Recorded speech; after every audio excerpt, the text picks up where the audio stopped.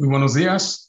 On behalf of Institutional Inclusive Excellence, Texas State University, and our various sponsors, collaborators, we welcome you to the Texas State Social Justice Speaker on this Wednesday, April 14th, 2021.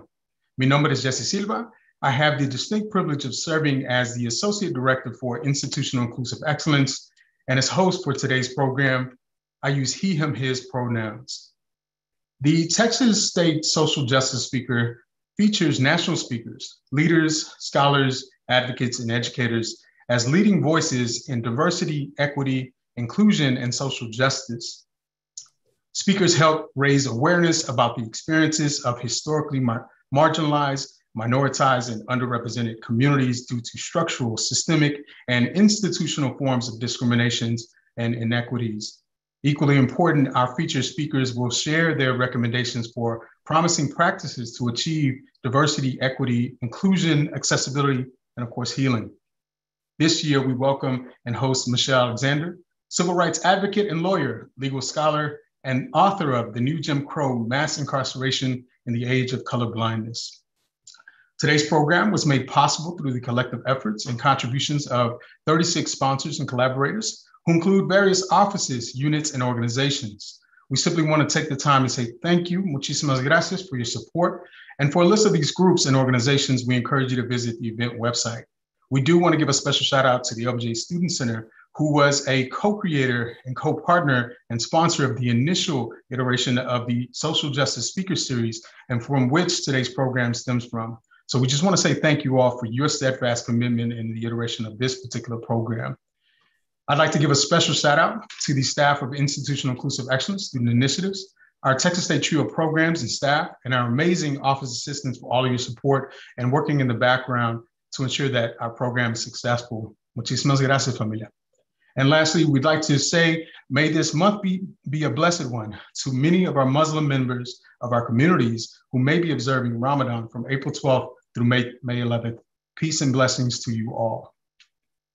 As part of our program, we will have several key representatives from Texas State University who will share a few remarks to set the stage for our conversation with Dr. Michelle Alexander. They include Dr. Denise Trout, President of Texas State University, Dr. Lisa Lloyd, Vice President for University Administration, and of course, Dr. Sherry Venn, Assistant Vice President for Institutional Inclusive Excellence Student Initiatives. So at this time, please help me welcome Dr. Denise Trout, President of Texas State University, to share a few remarks. Dr. Trout. Thank you, Mr. Silva. It's an honor to join all of you this morning and welcome participants to this very important Texas State University social justice conversation with Michelle Alexander. We're so fortunate that she is with us this morning. It's a privilege for our students, our faculty, and our staff to hear from an award-winning civil rights lawyer, a legal scholar, and an author of her caliber. Her insights and her body of work examining mass incarceration in America are truly staggering and have helped to transform the national debate on racial and criminal justice. At Texas State University, we strive to cultivate in our students a sense of global citizenship. And to achieve this mission, our students must be informed and must be conscientious about how our nation's history shapes our present day and how that history continues to impact the daily lives of people from communities who have long been marginalized and oppressed. Michelle Alexander's book, The New Jim Crow, shines a light on a harsh and unacceptable reality for Black Americans. When bigotry and injustice hide in plain sight in our nation's institutions, the impact can be even more insidious than transparent racism, because when it's woven throughout the fabric of our society, it's even harder to isolate it, to confront it, and ultimately to dismantle it. But listening to and learning from experts like Michelle Alexander is a critical first step in righting those wrongs. At Texas State, we are taking an honest assessment of race in America and the experiences of communities of color, including experiences within our own institution. This is one of the many things we must do as a university and as a part of our mission to enable Bobcats to be agents of change. I'd also like to thank the staff and Institutional Inclusive Excellence and the many sponsors and collaborators for organizing today's event. Thanks to all of our participants also for joining us today. And special thanks, of course, to Michelle Alexander for sharing her wisdom and her expertise. After her talk, our organizations will have an opportunity to debrief and continue the conversation in breakout sessions. One of the greatest strengths in our university community is our culture of advocacy, of inclusion, and of social justice. We know our students are hungry for knowledge that will equip us to strengthen this culture. Each of us has a part to play in advancing a more just and equitable society. It's a big job. And though the work does not always feel comfortable and the next step isn't always easy to discern, we are committed to making progress. So I hope today we all take to heart the lessons learned and let us equip us for the work ahead. Thank you. Thank you, Dr. Trouth. We greatly appreciate it. So please welcome Dr. Lisa Lloyd, our Vice President for University Administration, who will share a few remarks. Dr. Lloyd.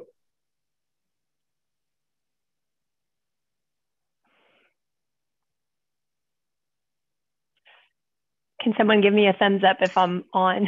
You are on, Dr. Lloyd. Okay. All right. Well, thank you very much. Thank you, Mr. Silva and President Trouth. Good morning, everyone. I'm excited to be here today for many reasons. First and foremost, this morning, I get to be a sponge.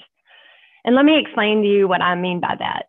More than 3 years ago, well, exactly 3 years and 4 months and 14 days ago, I assumed a position on the president's cabinet. With this position came great responsibility. From this new vantage point, I quickly saw the inequities in the daily experiences of our students, faculty, and staff. I quickly learned and realized that as a white, Christian, married, educated, in other words, a privileged woman, I had a lot to learn about myself and about how our university members from marginalized and underserved communities experienced everyday life. Their lived experiences are very different than mine, and I had a lot to learn. It is incumbent upon me to become a sponge so that I can learn more, so that I can be better, and that I can do better for them. My journey has led me to the realization that as a vice president for an institution of higher education, it is my responsibility to leverage my privilege and position to help advance the potential and advocate for the well-being of our students, faculty, and staff of color. With that said, I am ready to soak up the wealth of information that Dr. Alexander has to share and eager to take full advantage of this opportunity to digest, learn new ways, and make plans to continue to support our university members, especially our students of color, in meaningful ways. I am also honored to be sandwiched in today's agenda between two remarkable leaders, President Trouth and Dr. Ben. The knowledge and wisdom they have shared with me has made me a better advocate, a better administrator, to help significantly advance our equity and inclusion at our university. On a daily basis, I have the opportunity to be the bridge between these two leaders. I get to facilitate and support their efforts. The synergy of their work is amazing for me to see. Indeed, they are extremely different. They come from different backgrounds and experiences, but they are similar in that they care for our students. They seek what is best for our community. They take risks and they learn from their mistakes. They are constantly improving. They are the impetus behind the positive change that we are seeing at Texas State and in the state of Texas. I pause with that just to remind us that we are educating the future of Texas. And the future is happening here on our campuses. At Texas State, we are going beyond words to tear down injustice and build equity. We are moving into action on our campuses. At Texas State, we have a place on the state and national stage of higher education. We have a role to play in addressing systemic racism in radical and profound ways. Texas State is doing better, but there is more that we can do, and we welcome the opportunity. And the last thing that I'll say before I hand it over to Dr. Ben is that more than 10 months ago, we created Institutional Inclusive Excellence by bringing together diversity, equity, and inclusion leaders and experts in the Office of Student Diversity and Inclusion, Office of Equity and Inclusion, and Office of Human Resources. With this reorganization, our approach to diversity, equity, and inclusion drastically changed. The responsibility for DE&I was no longer on the shoulders of a few. Instead, the responsibility of DE&I became everyone's responsibility. We brought our DE&I leaders together not to be the ones responsible for change, not to be the ones responsible for the heavy lifting, the hard work that is associated with diversity, equity, inclusion, but rather we brought them together to lead us, to guide us on the path for change. We elevated their status as change makers. We broadened their influence. This team has been the guiding force in promoting the advancement of an equitable and inclusive university community. Since this reorganization and reframing of who is responsible for diversity, equity, inclusion at the university, I have seen us come together to reflect, to cry, to listen, to learn, and to take bold action to build a community rooted in equity and inclusion for our people of color. Last summer, we held a day of reflection and solidarity on Juneteenth, listening sessions with faculty, staff, and students of colors, and town halls that focused on restorative justice and equitable relationships. The Council of Inclusive Excellence membership has been updated to bring key leaders together to provide input and guidance. We convened a task force to rename 2 buildings and streets on both our San Marcos and Round Rock campuses after distinguished members of the Texas State family who are Black and Latino. Another task force is answering questions about mandatory diversity, equity, and inclusion training for our faculty and staff. We also created programs and resources that support the recruitment and promotion of faculty and staff of color. We are working with Life Anew, an organization that is guiding us through the process of building long-term, equitable relationships across the university. This list is not exhaustive, and we are doing more. I've provided these examples to illustrate to you our commitment to building an environment where students, faculty, and staff of color feel welcomed and valued. I'm excited to listen to Dr. Alexander. I'm excited to capture what the wisdom and knowledge that she has to share. And so I invite the audience, as we prepare our hearts and minds to embark upon this day's experience, I want to give a special thanks to so many people that are involved: Institutional Inclusive Excellence, our facilitators, students, volunteers, Dr. Alexander. Without them, this event would not be possible. Most of all, I want to thank you for participating, for doing the work, for being here today, and to help us make a difference at this university and beyond. Thank you. Thank you, Dr. Lloyd. We really appreciate that. Our final set of remarks are going to be provided by Dr. Sherry Venn. Again, Dr. Sherry Venn serves as the Assistant Vice President for Institutional Inclusive Excellence Student Initiatives. Dr. Venn.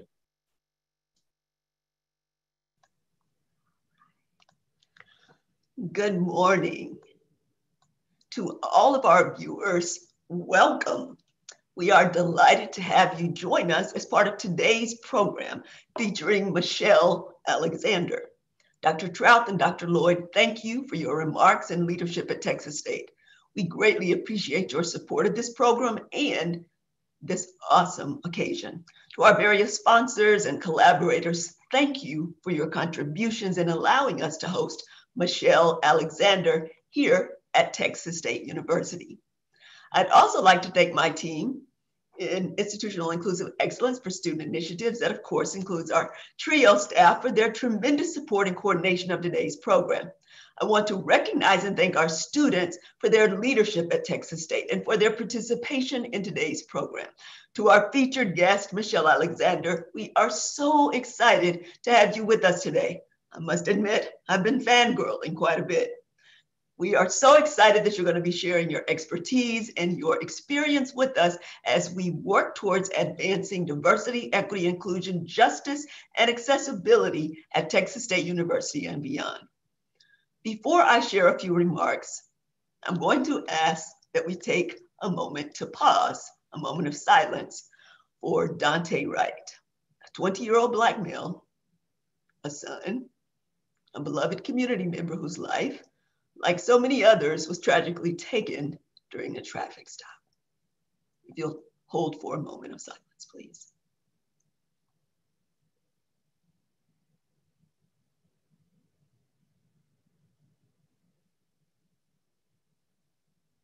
Thank you. So I come to you today with a call of action, a call to action, an urgent message. As an institution of higher education, it is our imperative to protect our students and communities by providing them with opportunities to gain knowledge and skills needed to respond to the social unrest, ills, and transgressions of our society, and that may occur in their respective communities. It is our imperative to offer an accurate and holistic and honest telling of our American history, even if this history is unsettling and tumultuous. So that these up and coming leaders may be informed and adept in creating, advancing, and preserving a more just and equitable society. It is our imperative to learn from our students as members of their respective communities so that they may co-create, and we may do this with them, co-create and co-facilitate opportunities and the development of resources for transformation. In Institutional Inclusive Excellence for Student Initiatives, we are helping to lead the university in cultivating equitable opportunities and experiences to empower underrepresented Bobcats while educating the diverse student body to thrive in an ever-evolving and global society. This means we provide opportunities for students to engage with and learn from scholars, leaders, thinkers, and advocates who work towards advancing justice, diversity, equity, inclusion, and accessibility for all. This is our imperative. It is our distinct honor to host Dr. Michelle Alexander as our featured speaker. As a respected scholar and legal activist, Michelle has shaped and informed our understanding of how mass incarceration, policing, and legal systems have impacted historically minoritized communities, in the United States. Through her advocacy and teachings, she helps us to understand how each of us can engage the clarion call to ultimately dismantle systems of oppression. Dr. Michelle Alexander, like many liberation teachers, elders, and ancestors in the fight for freedom, have helped us understand the evolutionary mutation of racism and white supremacy. She has helped us learn that, quote, "We have not ended racial caste in America. We have merely redesigned it. And for this brilliant and unapologetic assessment, we are appreciative of her. We are grateful for the intelligence, the intellect, the courage, and will of Black women and women of color in advancing our lexicon, understanding, and praxis for battling oppression in its many intersectional forms. Black women like Fannie Lou Hamer, Dr. Kimberly Crenshaw, Coretta Scott King, Audre Lorde, Janet Mock, Sojourner Truth, Shirley Chisholm, Rosa Parks, Patrice Colliers, Opal Tometi, Alicia Garza, Tarana Burke. These and so many more have paid the racial and gender taxation burden and done the heavy lifting of naming, teaching, and leading liberation movements. It is not for intellectual discourse or posterity. It is a matter of our survival for ourselves, our beloved children, our students, our communities, and this nation. Today, 2.3 million individuals are in prisons, detention centers, or jails in the United States. Disproportionately, they are Black and people of color. Disproportionately, they are poor. Through the new Jim Crow mass incarceration in the age of colorblindness, Dr. Michelle Alexander helps us to understand that systemic and structural racism adapts to create a caste system of second-class citizenry and robs individuals of their rights, humanity, and life. Scholar Marquis DeBee accurately captures this evolution in the list that he put together called From Slavery to George Floyd. Check this out. 1619, the first Africans were brought from Angola to Jamestown, Virginia, and Native Indigenous First Peoples experienced mass genocide as part of the global colonial project. 1640, indentured servant John Punch is sentenced to a lifetime of slavery in Virginia for running away from a tobacco field. Slavery is codified and legalized. 1740, the state of Virginia passes hereditary slave law. 1863, Emancipation Proclamation ends slavery, but not in practice. 1865, the 13th Amendment abolishes slavery except as punishment for crime. 1866, over 90% of the Southern prison is the Black population. In 1867 through 1865, Jim Crow laws and Black Code eras began. 1980 to the 1990s, Presidents Reagan, Bush, and Clinton's war on drugs increases arrests and sentencing. 2008, the United States has 24.7% of the world's 9.8 million prisoners. 2012 through 2016, Black Lives Matter movement is created due to the death of Tamir Rice and later Eric Garner. 2020, Ahmaud Arbery, Breonna Taylor, and George Floyd are all killed in a 5-month time frame. Dante Wright in 2021 is killed after a traffic stop. In 2021, today, 2.3 million people arrested, detained, jailed, or imprisoned are here in the United States. It is our imperative to offer a more honest, holistic, and complete telling of our history, and so that we may all contribute to new ways of ending inequities, injustice, and inequality. Here is a hard truth. If this makes you uncomfortable or causes you some dissonance or discomfort, then know that most of the historically marginalized communities have this talk with our families, communities, and children as a way of protecting them.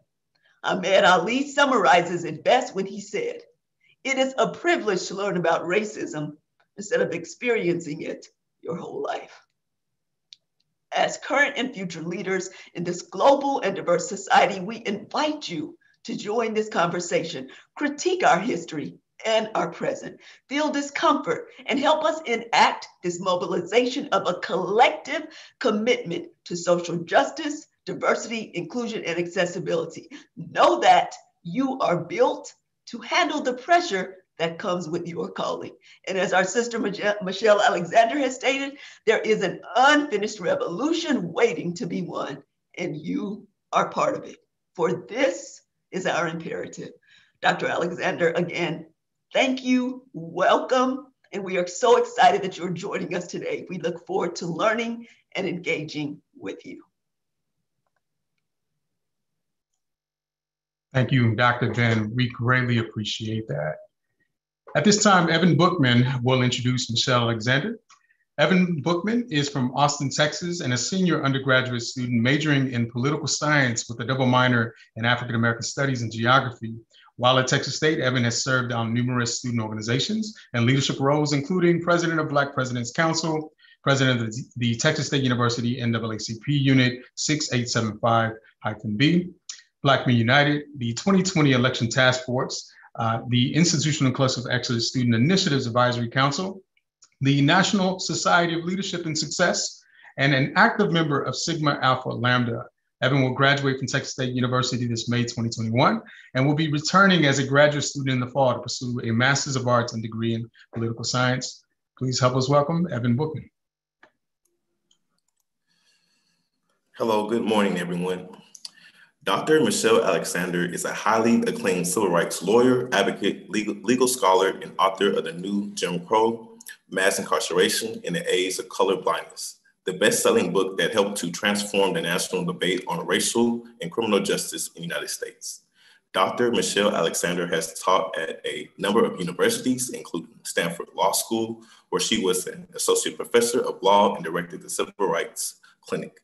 Prior to joining academia, Dr. Alexander engaged in civil rights litigation in both the private and nonprofit sector, ultimately serving as the director of the Racial Justice Project for ACLU of Northern California. Dr. Michelle Alexander is a graduate of Stanford Law School and Vanderbilt University. She has clerked for Justice Harry A. Blackmun on the U.S. Supreme Court and for Chief Judge Abner Vikma on the DC Circuit of the U.S. Court of Appeals. Currently, she is a visiting professor at the Union Theological Seminary in New York City and a contributing opinion writer for the New York Times. Please welcome Dr. Michelle Alexander. Thank you so much for having me. I am just really grateful for all that has been said already and eager to join this conversation. Well, we greatly appreciate you, Dr. Alexander. And I will echo my colleagues as well as our students that it's a great honor to share this space with you. So as part of our conversation today, we've invited a number of student leaders who will provide a number of questions.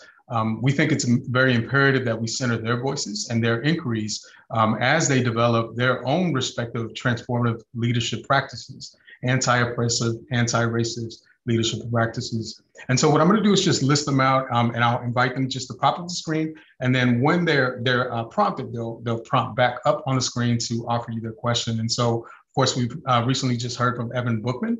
And then as well, we have Maddie McHugh, who's going to be the Vice President for State Affairs and Finance, who is with our Underrepresented Student Advisory Council. Maya Naper, who's a member of Lambda Texas State, as well as the Texas State Criminal Justice and Black Student Alliance. Brandon Oles, President of Veterans Alliance at Texas State. Lorenzo Aleman, who is a graduate student in the Student Affairs and Higher Education program and a graduate assistant in our office. He is co-advisor for the Asian Student Council.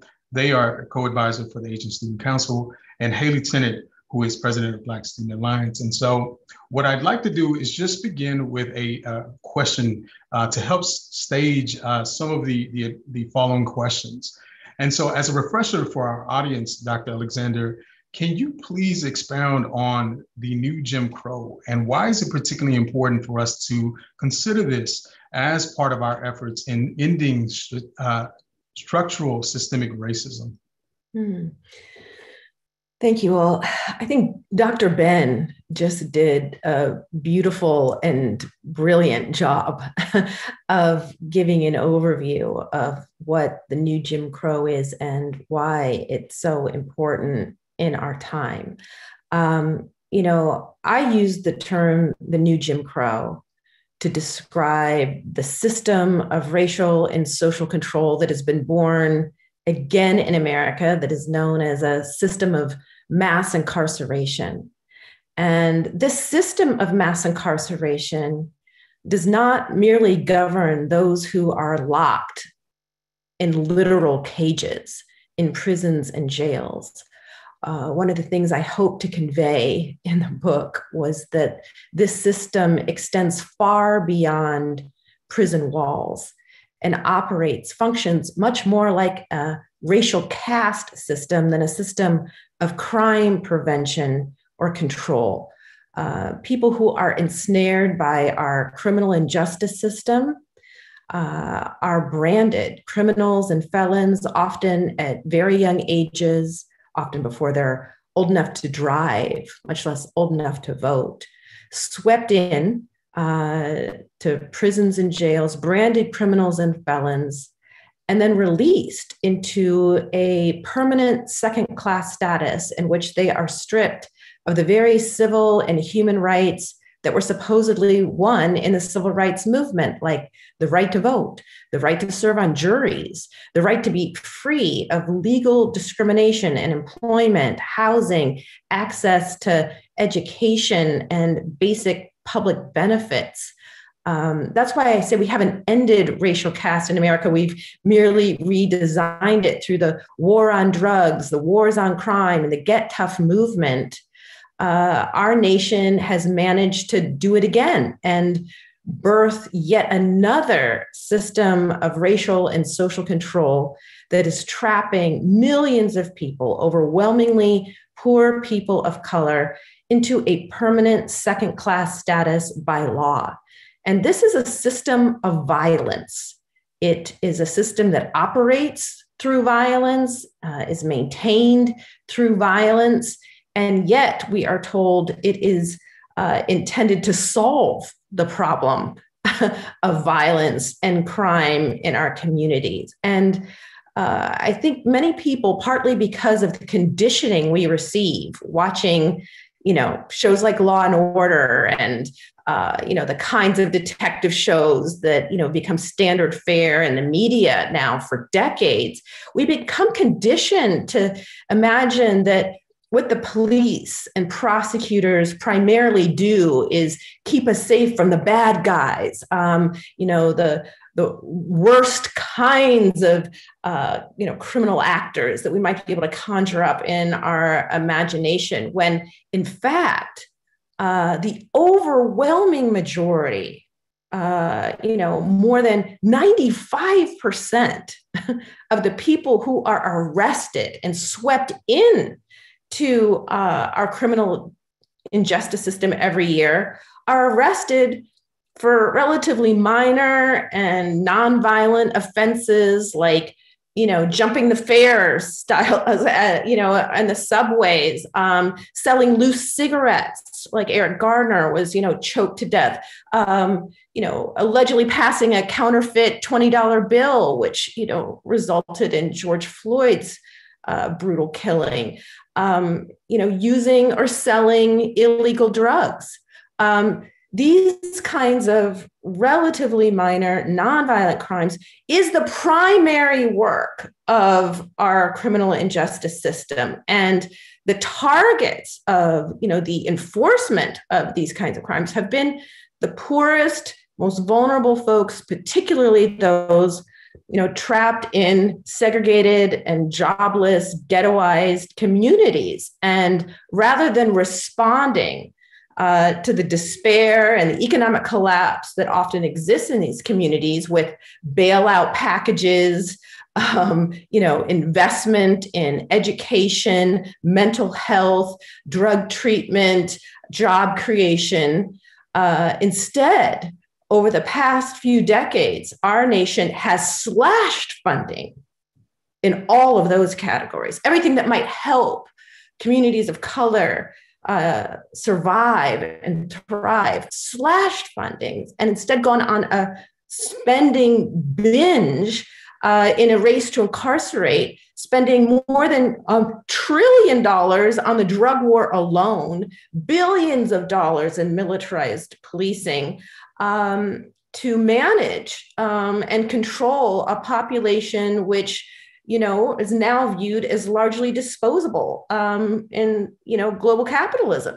And this system of racial and social control that has been born again in America has become so normalized in our country that, we scarcely, until recently, have come to understand that we have the highest rate of incarceration in the world, that our so-called land of the free, has created a system, a penal system unlike anything that has ever existed in the world. And yet, we want to lecture other nations about the path towards freedom and how they ought to be managing their democracy when we ourselves have committed to building a system of unfreedom, unlike anything that exists anywhere in the world. And this system, as Dr. Ben pointed out so powerfully, is directly traceable to our history of slavery, of Jim Crow, of ghettoization, and now mass incarceration enforced through systemic police violence. Thank you for that response, Dr. Alexander. And it's imperative that we advance our own awareness. And so as you introduce freedom, I invite folks to sit with that, right? And what that means for them in their respective roles, positionality, and their own communities. And so I'd like to invite Evan Bookman, who has a question for you, Dr. Alexander. So Evan. Hello, Dr. Michelle Alexander. Again, Hello. Bookman, and thank you for your time with us this morning. Historian and author Robin Kelley appeared on Democracy Now! A couple of weeks ago and expressed Derek Chauvin's imprisonment alone would not represent justice for George Floyd. He stated the real victory would be to end policing as we know it, to end qualified immunity, to end the conditions that enabled Derek Chauvin to take George Floyd's life. Can you share your perspective on what advocates and civil rights activists mean by defund the police and end qualified immunity? Yes. Thank you for that question. And, Robin Kelley is one of my heroes. I recommend that folks read Freedom Dreams if they haven't already, by Robin Kelley. It's a fantastic book. He is, in my view, kind of a model scholar activist, and so grateful for his contributions. I believe that kind of defund the police and the abolition movements that have grown, exponentially in recent years, offer kind of the greatest hope, as we confront how best to dismantle the systems of mass incarceration and mass deportation, that have been born in recent years. And I say that because what defund the police does, it's been much maligned in the mainstream media as a bad slogan. But what it does is it forces us to consider the choices that we have made with our money, our politics, and our systems. And it says, rather than investing billions of dollars in the perpetual surveillance and systemic violence directed against the poorest and darkest among us, why not take some of that funding, or all of it, and invest instead in the things that we know keep us safe and allow our communities to thrive? It's not rocket science. I think we all know that the safest communities, the ones that are most thriving, are not the ones with the most police. They're not the ones who have the highest percentage of the population in prisons and jails. Police and prisons are not what keep our communities safe. What keep communities safe are investment in the well-being and thriving of the people who live there, investments in education, investments in healthcare, including mental health care and trauma support, investments in job creation and full employment, investments in that allow people to pursue their dreams, care for their families and their loved ones, to have housing and to shelter and access to healthy food. This is what allows communities to thrive, not perpetual surveillance and policing. And activists have known this, and communities have known this for a very long time.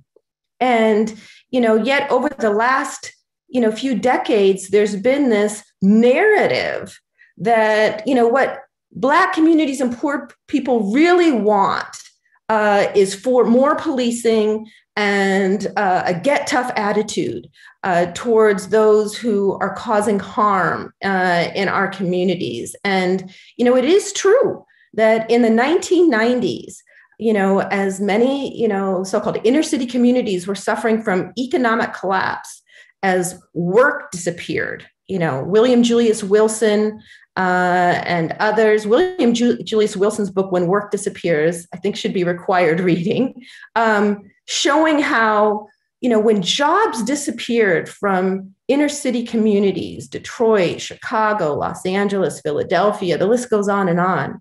When work literally vanished as factories closed down and moved overseas, and when technological innovations, rendered hundreds of thousands of jobs just, irrelevant practically overnight, crime and despair rose in these communities. And yes, there were some Black activists and politicians, who said, we have to do something. We have got to call in more police. We've got to have harsher punishments. We've got to do something to address the crime and despair. But most of those politicians and activists, as well as many, many others that have been organizing for Black freedom and for civil rights, demanded as well massive investments in education and in housing and drug treatment and mental health. But what did we get? What did those communities get? They got prisons and jails, and not just a refusal to increase funding for the things that might, give those communities some chance of survival. But the funding for those life supports were slashed dramatically. Which sends this powerful message that we are not actually interested in your survival. Your lives don't actually matter. We are willing to slash funding for everything that might give you some hope or chance for the young people who live there to have some hope of survival and thriving. We're going to eliminate all of the funding for that and instead channel it into police, prisons, jails, and perpetual surveillance. And what abolition and defund the police has done is forced us to reckon with those choices and forced us to reckon with the racial history that made those choices seem rational to millions of voters, especially white voters, and the consequences of that. So I am grateful to the abolition movements that have forced that conversation. And I hope that in the years to come, there'll be even more attention paid to the tragic choices that have been made to lock people up and treat them as disposable rather than invest in them and treat them as though their lives truly mattered. Absolutely. And these are our tax dollars, right? And so it's imperative that communities who are essentially being taxed have some decision and mobilization of how those fundings are being used. And so I see a prompt here in the chat, which I think is a great segue for our next students, as I love to learn more about work being done in these communities, from mutual aid to voting rights, and I'm sure much more. If anyone has any resources to share on where to start, thank you so much. And so I think that's a really great segue for Lorenzo Aleman, who can share their question for you, Dr. Alexander. Lorenzo?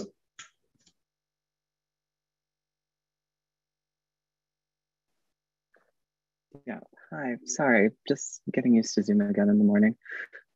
So for my question, how do you see racial solidarity developing in the coming years when it comes to topics like voting or employment for felons?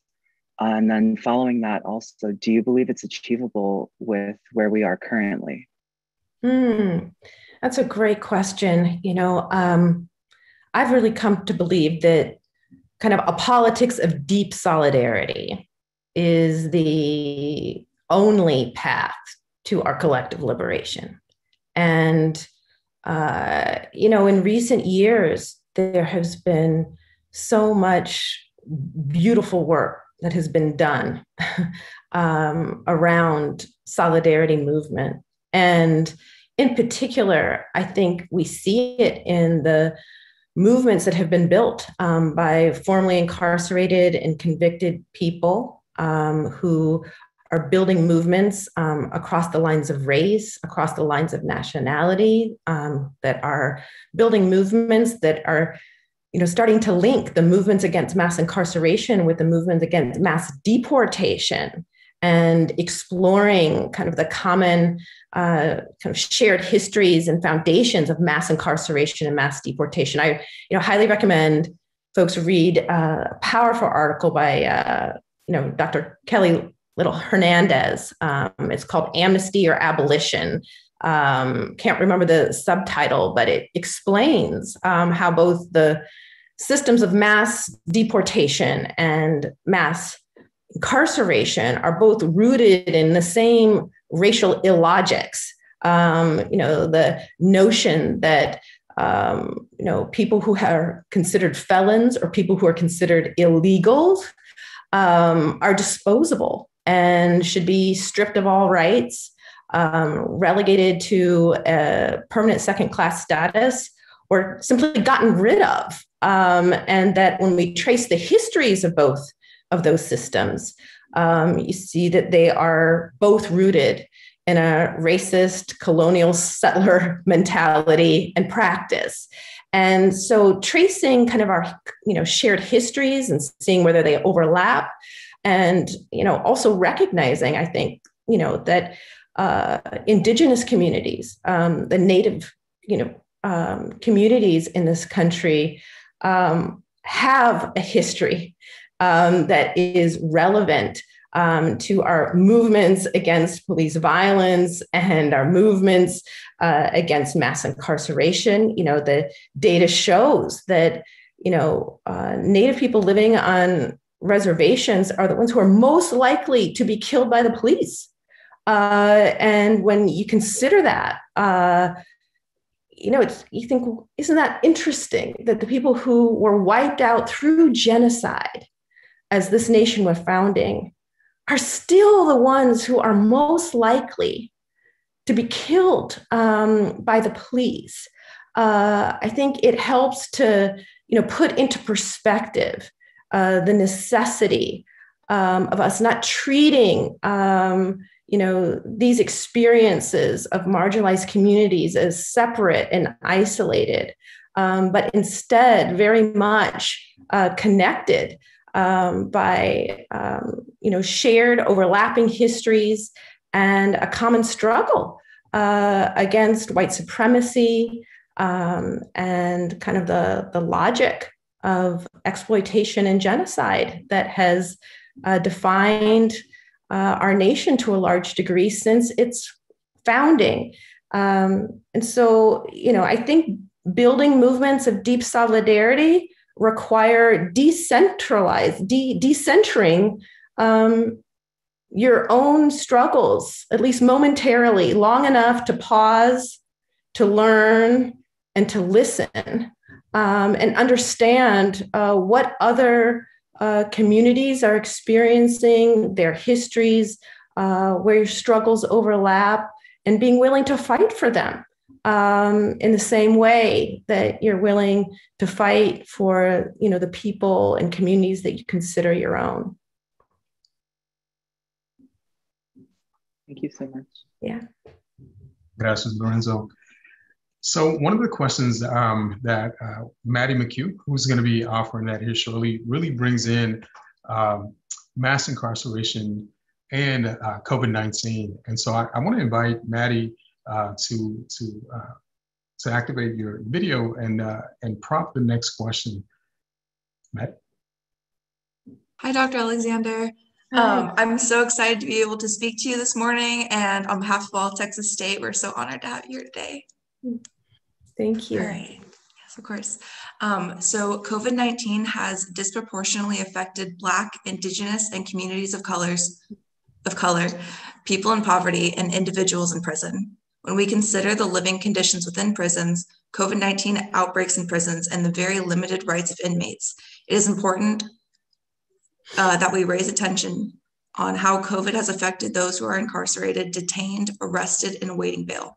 What can we as students do to advocate for inmates, their safety, and life after release? That's a great question.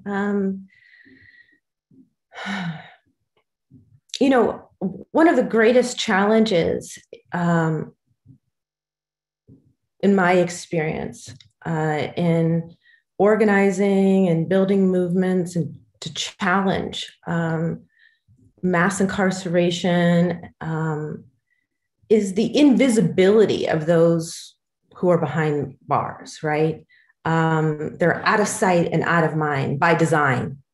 And in many ways, this presents a challenge that's very unique to what existed, for example, when people were organizing against the Jim Crow system, the old Jim Crow system, where there were whites only signs everywhere, and you couldn't move throughout your day without constantly being confronted with the reality of the system of racial oppression that prevailed during that time.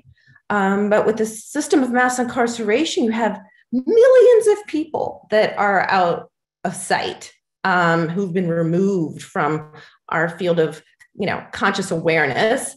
And then when they're released from prison, they are typically returned to communities that are segregated away from mainstream, white American communities.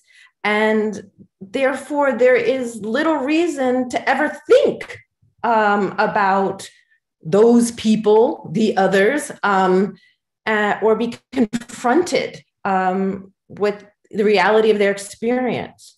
And so part of what I think we can do is to denormalize that experience, but also try to make it very visible. And the experiences of those behind bars heard and visible, so that people can no longer operate in a place of denial about what is occurring. And there's many strategies for that. Here in Ohio, where I live, activists were organizing in the midst of the pandemic, instead of sit-ins, lie-ins, where they, organize socially distanced kind of lying out on the, grounds of the state capitol to signify all the people who are at risk of death behind bars in, this era of mass incarceration. And so you just, saw, this kind of lawn filled with people, lying out as though they were lying in front of their tombstones. There's a effort that was made called Mourning Our Losses. You can look at it, mourningourlosses.org, recently, to have a public memorial service for all the people who, died, have died so far behind bars as a result of COVID, and to do a public memorial service, saying their names, reading their names, and broadcasting it. And of course, trying to disrupt business as usual. In Chicago, I know activists disrupted traffic and, prevented people from going about their ordinary lives and business by, protesting and holding signs and demanding that, people not go on with their daily lives and daily business until they dealt with the fact that, so many people were locked up and unable to escape a virus that was, sweeping through our prisons and jails. And, I see someone in the chat mentioned like good trouble. And yes, that is exactly, what I'm talking about here. Figuring out how to disrupt business as usual, and to make visible the invisible, and to ensure that the voices of those who are behind bars are actually heard. I wrote a piece in the New York Times where I published a letter that had been written by someone held at Marion Prison here in Ohio. It occurred to me that he wrote a powerful letter about the experience of having COVID sweep through the prison, and how, people who were incarcerated there were being forced to care for each other because there was so little concern being shown, to their suffering and to their experience. And he wrote an incredibly powerful letter, and I realized there's no way that his voice will ever be heard unless people like me, who have access to larger platforms, ensure that it gets published. And we all have the ability to use our circles of influence to ensure that those who are, locked up and locked out are actually heard in their own voice, in their own words, rather than, always serving as translators for them. So I hope that helps. Yes, thank you so much. Two notes, Dr. Alexander, so you're absolutely right. I mean, it is the other. Many of us have family members, myself here in the state of Texas, folks who have spent time in TDCJ in the Clemson's, and letters are oftentimes the only vehicle by which some of the humanity is being retained while they're serving their time. And, whether it's COVID or the massive and oppressive Texas heat, and if, beyond the elements, right, the cost of phone calls, of stamps, commissary, all those things are compounding and longitudinal. And what we don't associate is a post-traumatic stress disorder as a result of those experiences, right? So I think that's imperative. And one of the other notes that I had here to your prior comment about the coloniality, a global project, right? A global colonial project. And for those of you who are providing resources, there's a phenomenal documentary, 4-part series by Raoul Peck, Exterminate All the Brutes. And it is a phenomenal and just powerful raw telling of how white supremacy has really adapted and molded, not just in the United States and beyond, and speaks to the genocide of indigenous Native people. And we oftentimes disassociate those pieces as if it was just unilaterally and uniquely to certain populations. So I really appreciate you really sharing the multiplicity of how this is manifesting. So I'd like to invite Maya, who's gonna kind of bring us back a little bit, back to the coalition building. And I think her question is very imperative and timely as we're looking at organizations collaboratively working and then doing their own due diligence. And so Maya, I'm gonna invite you to share your questions and your prompt.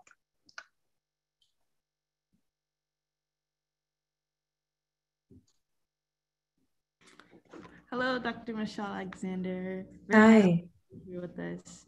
I would like to learn more about your perspective and ideas on coalition building across historically minoritized communities. Many prior and current civil rights movements have demonstrated the benefit and challenges of coalition building. Black people have had to bear the brunt of many of these movements and are tired. Despite this history, racism continues to disproportionately affect Black people. So my first question is, can you offer advice for coalition building across intersectional identities and experiences while at the same time helping non-Black people do their work around anti-Blackness? Wow, you all have some excellent questions here today. I really appreciate the thoughtfulness. And,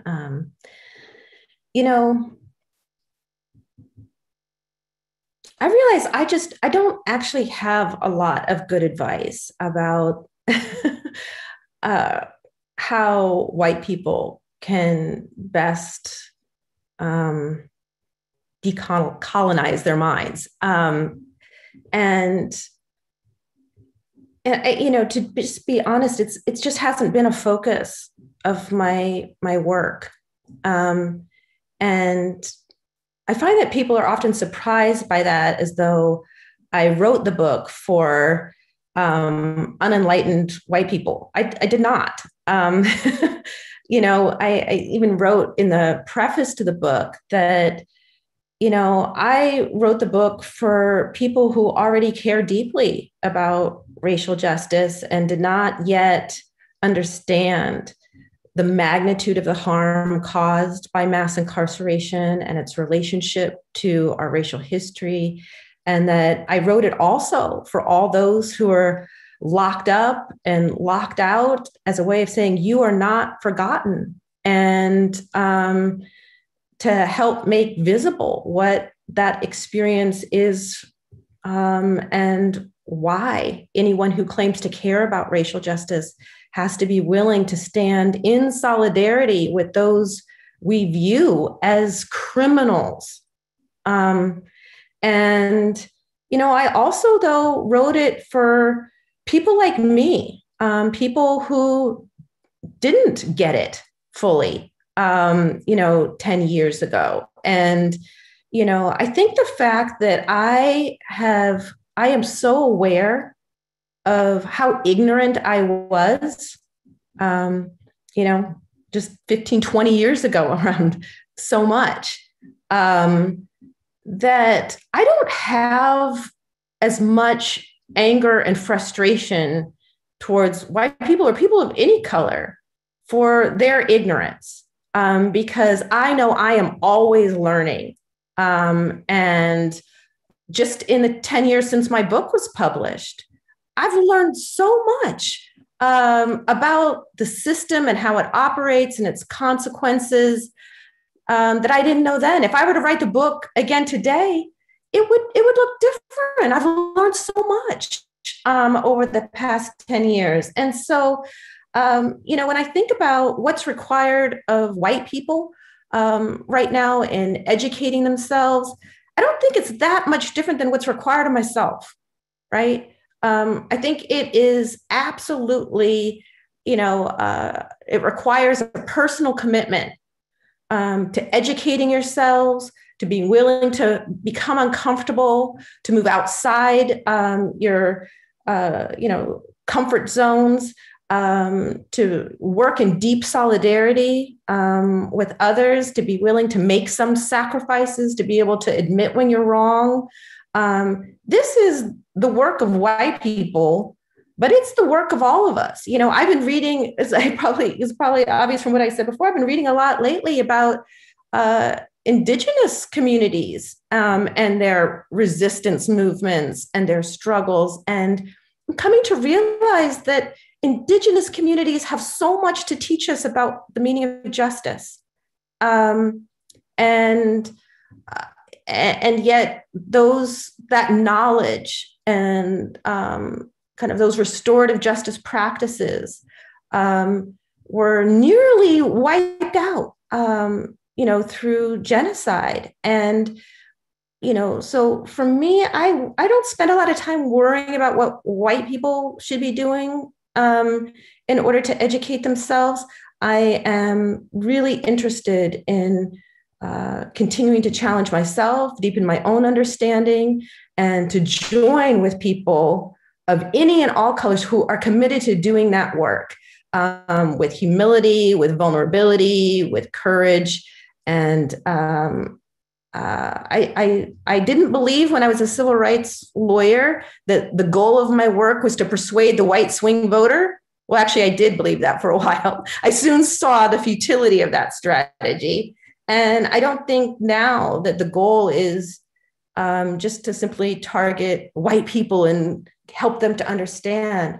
I think if we, people who care about racial justice, commit ourselves to our collective awakening and invite more and more people along that path, we will, you know, shake the foundations of this country. And those who are unwilling to educate themselves will be forced, to deal with the movements that emerge from our own deepened understanding and our own, emboldened action. So thank you for that question.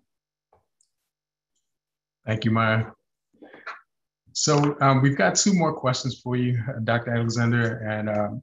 And so I want to invite Brandon Olds, who serves as president of Veterans Alliance of Texas State, who is really focusing and really interested in the role of veterans, and as well as how they're being disproportionately impacted or how they may be impacted. So Brandon, I want to invite you in to share your two prompts and your questions.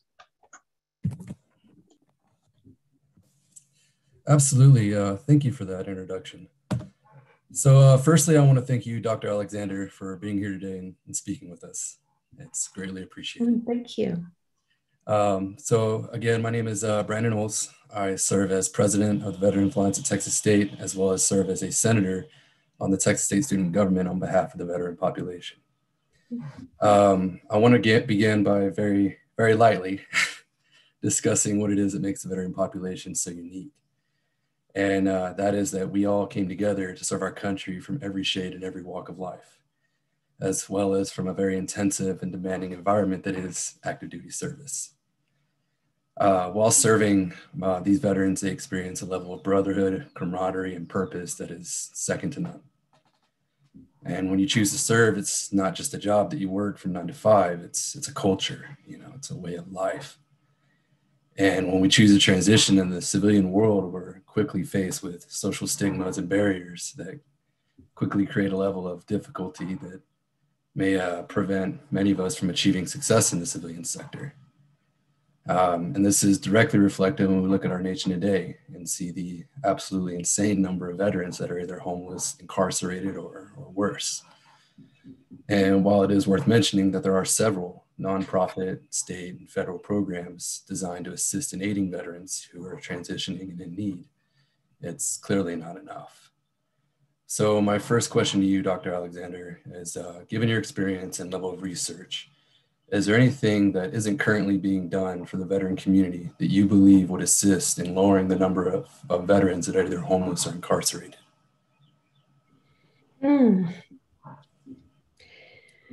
I'll have to confess that I don't know that much about what is or isn't being done in veteran communities right now around this issue. And, but, listening to you, what really came up for me was this problem of disposability, right? That veterans are kind of treated as disposable, right? Thank you for your service. Now we're done with you. And, the way you described what veterans have been willing to do and the sacrifices they've been willing to make for their own country reminds me in many ways of, what civil rights organizers and freedom fighters have been willing to do, not just for themselves, right? But in a way, what abolitionists, slavery abolitionists, and civil rights organizers and all of that were doing was really trying to save the country from itself, right? And it wasn't just about their own freedom. The civil rights movements, the Black freedom struggles, even, the Black Panther Party, to a large degree, working in solidarity with other communities to create freedom for all peoples and to be free of a so-called democracy that was extraordinarily oppressive, and to be free of, a capitalist system that was exploitative, in order to fulfill what the founders wanted for themselves, right? The American dream that was for the, privileged, the white, the male, the property owners, to make that dream of liberty and justice for all real for all. And, veterans have been willing to sacrifice their lives for this nation and for what, many believe it represents or ought to represent. And yet when they're done, are discarded. And it is this like disposability of people that to me, actually lies at the heart of capitalist exploitation. The idea that people are disposable and can be used up and then thrown away. And it also, is a consistent theme throughout our racial history, that people can be used, whether as slaves or as workers. And when we're done with them, we're done with them. And they can be killed or locked up and thrown away. And so part of what I think you're speaking to overlaps to a considerable degree with kind of the movements of formerly incarcerated and convicted people saying, we believe that we are entitled to basic civil and human rights, that none of us are disposable. And I see these movements as ultimately working towards the reimagination of what kind of communities we ought to be built. Should we have a nation in full employment where everyone has, the right to work at a living wage, whether you're a vet or whether you're returning home from prison? That these should be basic human rights for all, that each one should have, every single one of us should have access to mental health support, trauma support, and drug treatment, whether you're returning home from Afghanistan or you're returning home from prison, or whether you've just crossed the border. If we as a nation truly honor the dignity and humanity of each and every one of us, then we would be caring deeply about our veterans, and we would be caring deeply about all of us, no matter who we are, where we came from, or what we may have done. And what your question reveals is that as much as, America claims to believe in inalienable rights to life, liberty, and the pursuit of happiness, as long as those rights are being denied to some of us, all of us, even those who have served our country, are at risk of being treated as disposable. Thank you. That was beautiful. So I got one more question for you then. Okay. And so is there anything that you believe that the veteran community could be doing that is not already being done that could be of assistance to other underrepresented populations? Well, again, I wish I knew more about what was being done and not done by the veteran community. And, I remember being so moved when veterans organized and showed up at Standing Rock in solidarity with Native communities who were resisting a oil pipeline being built through sacred land. And veterans organized and showed up in solidarity. And I was just so blown away by that. And, I remember thinking then, what would it look like for veterans to show up in solidarity with other communities that are under attack from our own, militarized policing, through our wars on drugs, through our wars on immigrants, who are being denied the rights and values that our country supposedly stands for. And what would that look like? And so that's something I would be interested in, veterans exploring, is what does deep solidarity look like with other communities and peoples who are experiencing the same forms of disposability that veterans have found in their experience. Oh, I agree. That would be interesting looking into. Thank you. I appreciate your time, Doctor. Yeah, thank you, Brandon. It looks like we got some homework to do, right? That's it. And I want to point out one of the comments that's being made here, and it's truly humbling to sit and receive your responses, Dr. Alexander. One of the participants says, not her expertise, admits it, and then gives such a pointed answer to the question. So I just want to receive that for a second. Our final question, and before I transition there, and I think your response is very healthy and timely.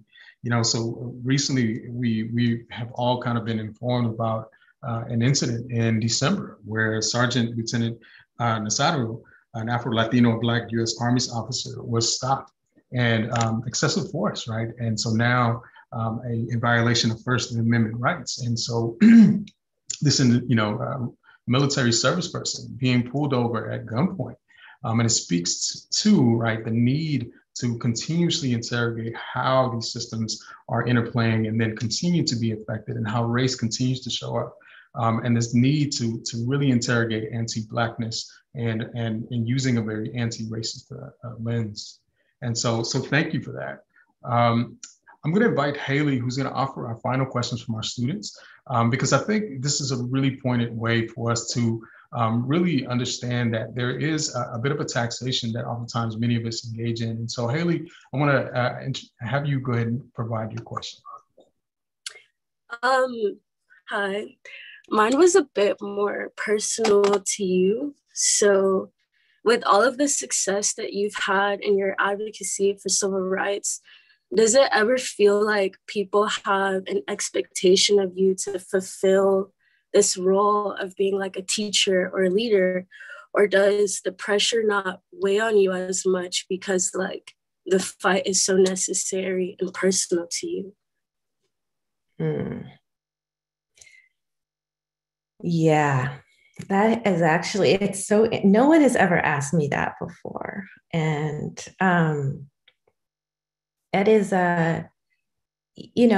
when I first published this book, I was told over and over again that I was wasting my time writing it, that I was crazy. No one was gonna believe that our criminal justice system functioned like a racial caste system.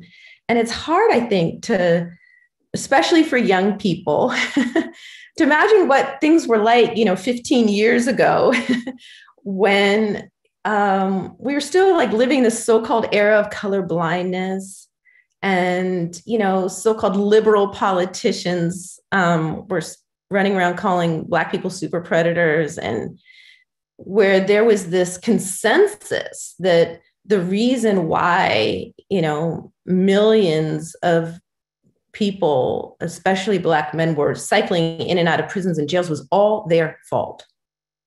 That they just couldn't get it together. They needed to pull up their pants, stop dropping out of school, stop having so many babies. And so, when I published the book, I was determined to try to make the message heard. I wanted to help sound an alarm. But I wasn't prepared at all when it actually blew up. And when suddenly I was kind of in this position as, being called an expert and or a thought leader or these kinds of things. And I felt an enormous responsibility. I felt an enormous pressure. But, I also had 3 young children at home, and I spent the first few years after the book was first published traveling constantly. I was constantly on the road when my children were really young. And I missed a lot of things, that I regretted. And I got to a point of burnout and some regret, and felt like I can't do this anymore. I have to be home. I have to be home and present for my children.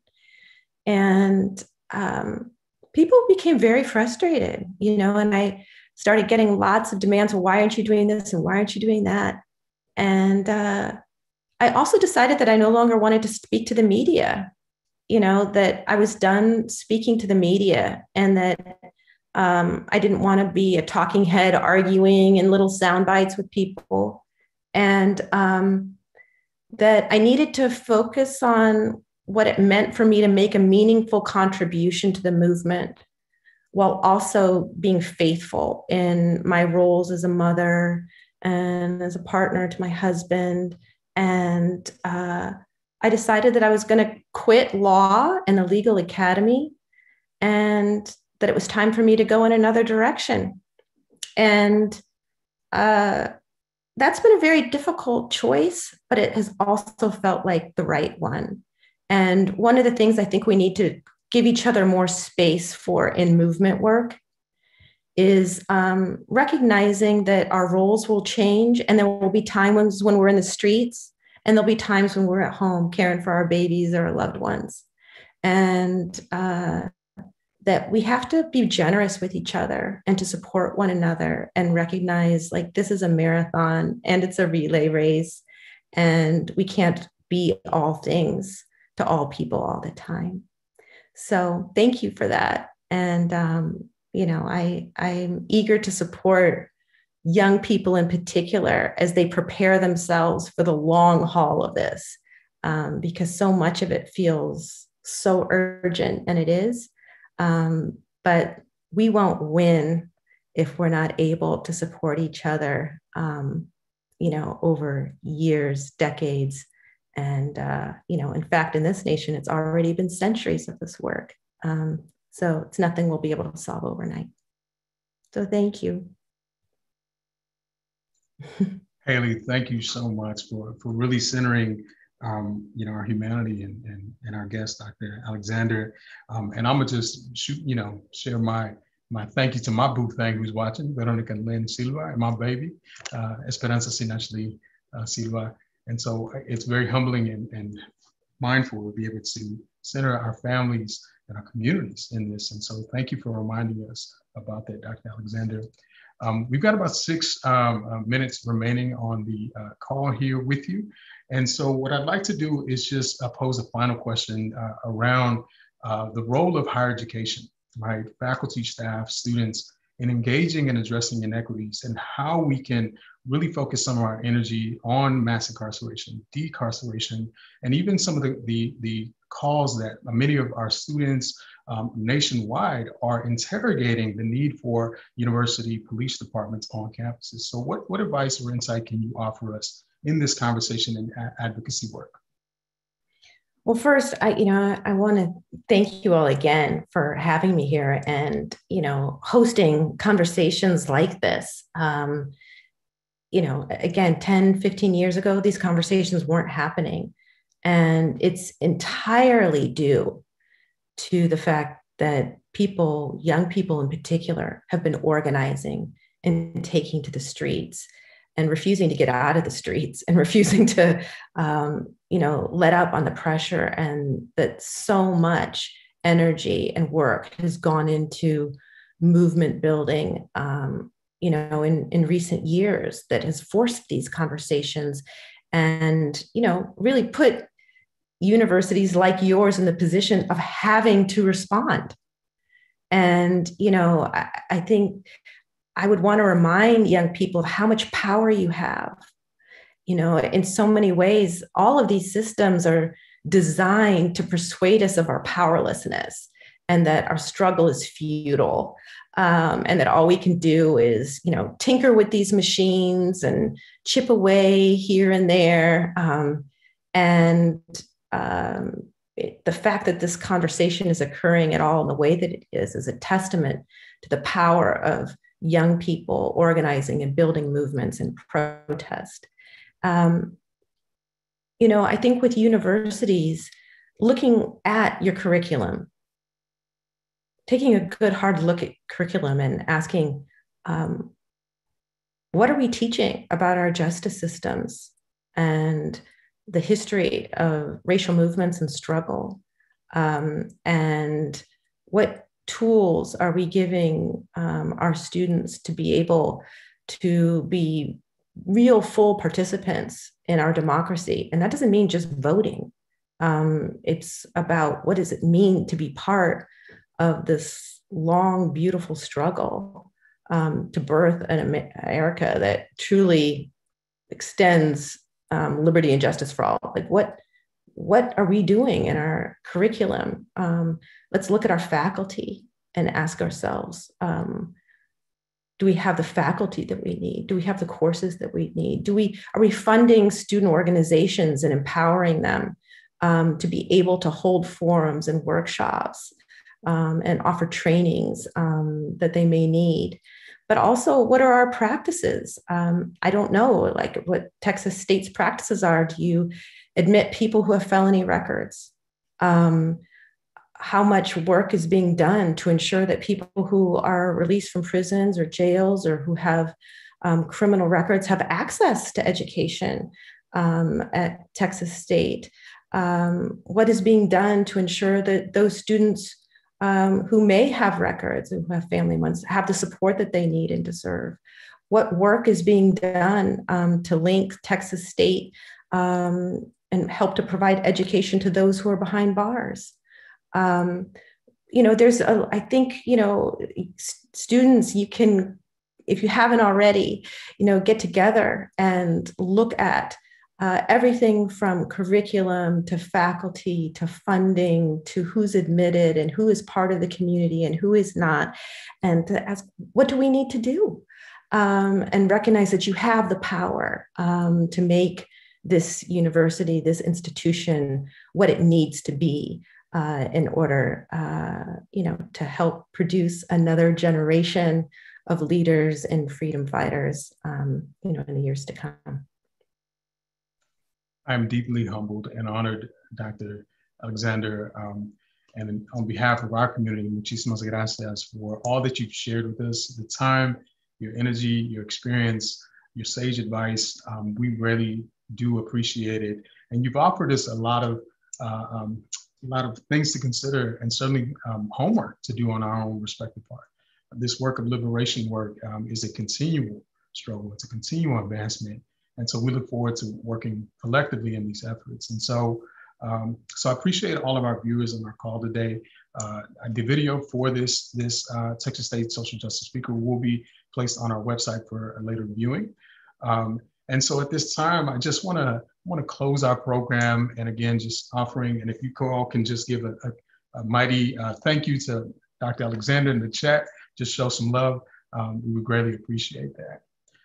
I'm going to end with two quotes by Michelle, Dr. Alexander, who has said, "The fate of millions of people, indeed the future of the Black community itself, may depend on the willingness of those who care about racial justice to re-examine their basic assumptions about the role of the criminal justice system in our society." And I would add all of our institutions. And as Dr. Ben noted previously, there is an unfinished revolution waiting to be won.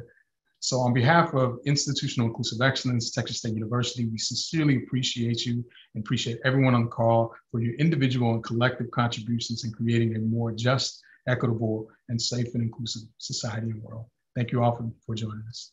Thank you.